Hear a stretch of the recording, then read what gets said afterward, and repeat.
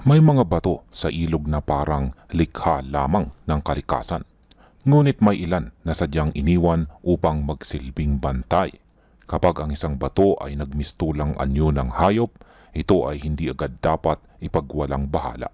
Ang hugis ng pagong ay isa sa pinakadelikado at pinakamakapangyarihang palatandaan sa treasure hunting. Hindi ito nagsasabing hukayin mo ako, kundi sinasabi nitong may binabantayan ako. Sa bidong ito ay babasahin natin ang kahulugan ng ulo ng pagong na bato, kung paano ito nagtuturo ng direksyon at bakit maraming naghahanap ang naliligaw dito. Kaya makinig kang mabuti dahil ang maling basa ay tiyak na mauuwi sa wala. Sa unang tingin, ang batong ito ay mukhang likas lamang. Ngunit kapag pinagmasdan, malinaw ang anyo ng ulo ng pagong.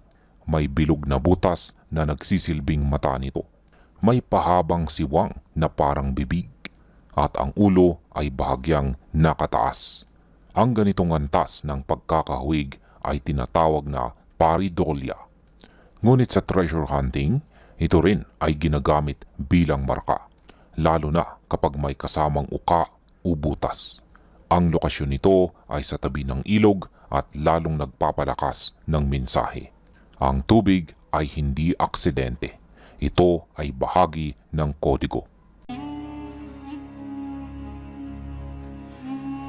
Pagdating sa Yamashita Treasure Signs, ang pagong ay simbolo ng proteksyon at tubig. Ibig sabihin, ang kayamanan ay hindi basta makukuha. Ito ay nakatago sa isang silyadong lalagyan o may kaugnayan sa bitag ng tubig. Kapag ang marka ay nasa ilog o sapa, ito ay kumpirmasyon ng water code.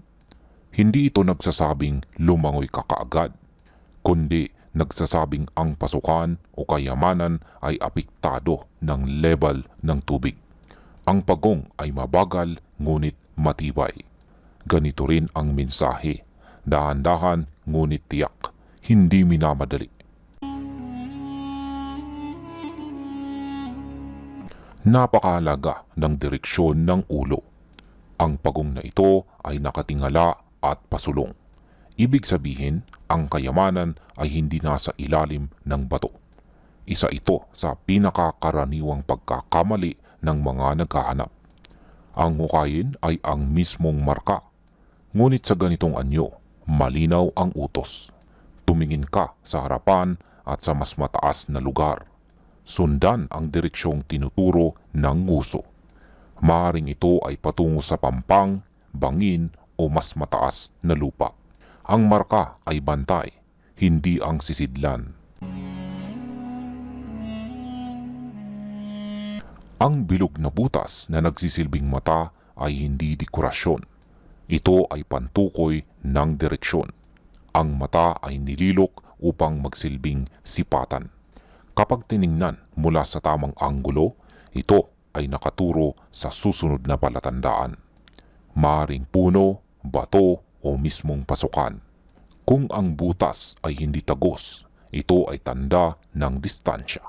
Ang sukat ng lapad ay maaring katumbas ng metro sa direksyong tinitignan. Ang mata ay hindi para titigan, ito ay para gamitin.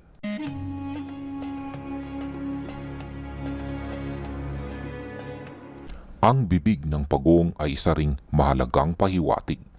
Ang makitid at pahabang siwang ay nagpapahiwatig ng pakalang na pasukan. Hindi ito balon, hindi ito patayong hukay. Ito ay lagusan o bitak sa bato. Malamang ay silyado at mahirap makita. Ang ganitong pasukan ay kadalasang nakatago sa gilid ng bangin o ilalim ng mga ugat. Ang bibig ay hindi bukas na bukas. Dahil ang kayamanan ay hindi para sa basta dumadaan. Ito ay para sa marunong magbasa.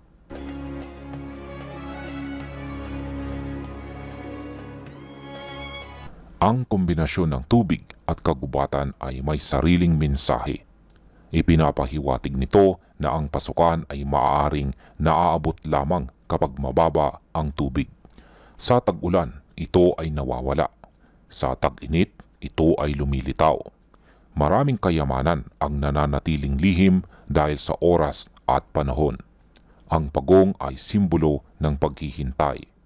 Hindi mo ito minamadali. Hinihintay mo ang tamang sandali. Kapag tamang oras, kusa itong magpapakita.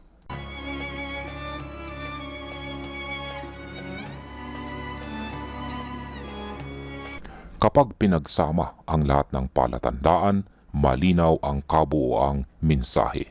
Huwag hukayin ang bato. Sundan ang tingin. Gamitin ang mata bilang gabay. Hanapin ang pahalang na pasukan. At igalang ang papel ng tubig. Ang pagong ay tagapagbantay. Hindi sisidlan. Maraming naghahanap ang nabigo dahil sa padalos-dalos. Ngunit ang simbolong ito ay para sa mapagmatsyag. Ang lupa ay hindi nagkukubli. Ang tao ang nagmamadali.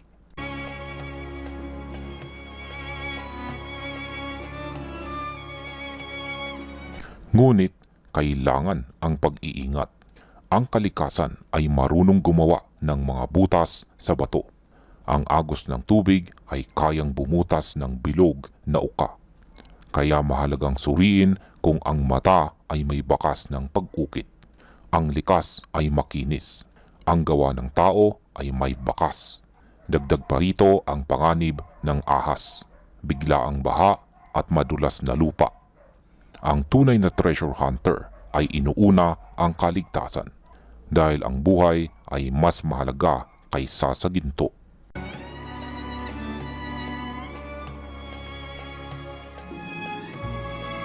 Sa kabuuan, ang ulo ng pagong na bato ay isang tahimik na gwardya. Hindi ito nagsasalita, ngunit nagtuturo. Ito ay paalala na ang kayamanan ay para sa marunong magbasa ng kalikasan. Hindi lahat ng bato ay dapat hukayin. Ang iba ay dapat sundan. Kung makita mo ang ganitong marka, huminto ka muna. Pagmasdan mo ang direksyon, unawain ang papel ng tubig, at kapag handa ka na, ang daan ay kusa mong makikita sapagkat ang lupa ay nagbibigay lamang sa may respeto.